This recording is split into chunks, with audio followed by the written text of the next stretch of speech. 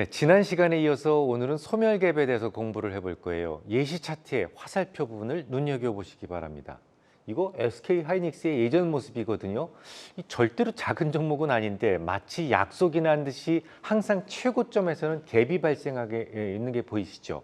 이거 FOMO라고 하던가요? Fear of Missing Out. 그러니까 고점에서 갭을 발생시킴으로써 나만 마치 두고 떠날 것 같은 느낌을 심어 놓을 수가 있습니다. 그러니까 이건 반대로 개인들을 조급하게 만드는 갭이죠.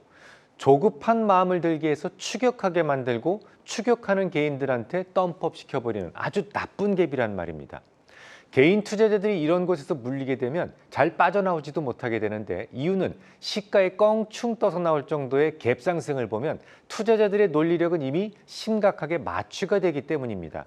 이후로 투자자들은 합리적인 행동을 할 수가 없어지죠. 나쁜 갭의 모습은 매우 중요하니까 하나 더 보겠습니다. 자, 이 모습만 보고 이후의 모습을 예측해 보실 수 있겠습니까? 우선 직전 고점에 큰 매물이 없음에도 불구하고 장중 돌파를 하지 않고 있죠. 지난 시간에 공부를 하셨으니까 혹시 이해가 가지 않으신다면 전교재를 찾아보시기 바랍니다. 아무튼 아주 의심스럽게도 이격이 벌어진 구간에서 갭이 발생했고 그 봉에 거래가 실렸습니다. 이건 10중 8구 나쁜 갭일 가능성이 매우 높아집니다. 자, 그러면 정답을 확인해 보시죠. 우선 강한 양봉이 하루 만에 훼손되고 있다는 것만으로도 매우 위험스러운 모습이었어요. 게다가 앞서 이미 거론해 드렸던 의심스러운 조짐들과 이렇게 매칭해서 본다면 더 이상 가지고 있어서는 안 되겠다라는 생각을 이미 하실 수 있어야 합니다. 자, 이제 갭의 5번째 성격을 공부해 보겠습니다. 충직하지만 정확한 지지점을 찾기 어렵다는 특징을 갖게 되는데요. 자, 차트를 봐주시죠. 이 차트를 보시면 갭이 발생한 구간에서 7차례나 지지선을 때리고 있지만 끝까지 자리를 지키는 것을 볼 수 있습니다. 다만 일봉에너지처럼 정확한 지점에서 배척하는 것이 아니고 좀 푹신한 느낌이 드는 것은 털 끝의 길이가 일정하지 않다는 것을 통해 알 수 있겠죠. 그래서 우리는 일봉 지지는 딱딱하고 갭 지지는 부드럽다라는 말을 주로 하게 되는 거예요. 갭 지지가 이 푹신한 이유가 있습니다. 갭이라고 하는 것은 급격한 재료의 반영으로 인해 시세의 연속성이 사라지는 것을 의미하지 않습니까? 그럼 갭이 발생한 구간에서는 구체적으로 어느 가격에서 얼마나 크게 물렸는지를 알 수가 없어요. 예를 들어서 1만 원 종가로 마감된 종목이 다음날 9천 원에서 시가가 만들어졌다고 해보겠습니다. 만 원부터 9천 원까지는 갭으로 벌어져 있기 때문에 그 직전일까지 가장 많은 거래가 형성된 일봉으로 찾기가 어렵습니다. 물론 분봉을 열어서 찾아볼 수는 있지만 시간이 많이 흐른 뒤에는 그마저도 어렵죠. 이제 갭의 6번째 특징만 남았습니다. 갭의 가장 큰 적은 갭이다라는 거예요. 여성의 가장 큰 적은 여성이라는 말을 자주 듣습니다.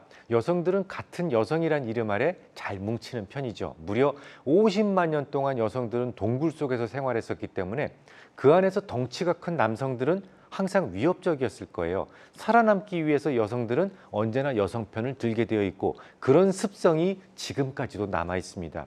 심지어 며느리와 남편이 싸워도 시어머니는 그 자리에서 며느리의 편을 드는 편이죠.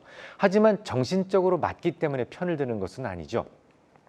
단지 굴 속 생활에서의 염색체로부터 보존됐던 생존 본능이 남아 있었기 때문입니다. 오히려 성체가 된 여성들은 정신적으로 쉽게 어울리기가 쉽지 않고 오히려 서로에게 매우 강한 치명타를 가할 수도 있습니다.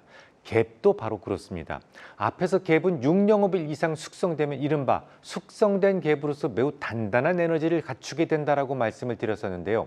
그렇게도 의리가 있고 강인한 생명력을 보여주는 단단한 갭이지만 그 갭이 같은 갭으로 인해 깨졌을 경우 돌이키지 못할 정도의 타격을 줄 수 있다라는 점도 기억을 해두실 필요가 있습니다. 샘플을 보시겠습니다.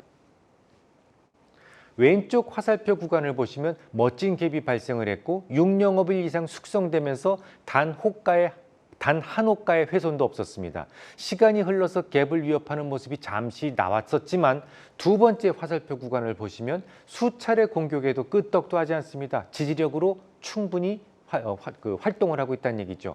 하지만 파란색 화살표 구간을 보시면 숙성된 갭이라고 할지라도 새로운 갭으로 공격을 받았을 경우 무참하게 무너지는 것을 볼 수 있습니다. 이후로도 오랫동안 하락하고 있는데요. 새로운 갭의 시대가 열렸다는 것을 보여주죠. 갭을 붕괴시킬 수 있던 것은 결국 갭이었단 말입니다. 여기서 주의하실 점이 하나 있는데요. 갭을 갭으로 깰 때는 굳이 모두 닿지 않아도 깨질 수 있다는 점이 있죠. 자, 다음 차트를 보시면서 설명드리겠습니다.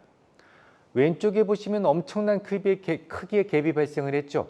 이 정도라면 거의 무적처럼 보이는데요. 이후로 좌측 갭보다도 조금 더 작은 갭이 발생을 했고 그 작은 갭에 의해서 좌측의 커다란 갭이 상처를 받고 무너지고 있습니다. 재미있죠?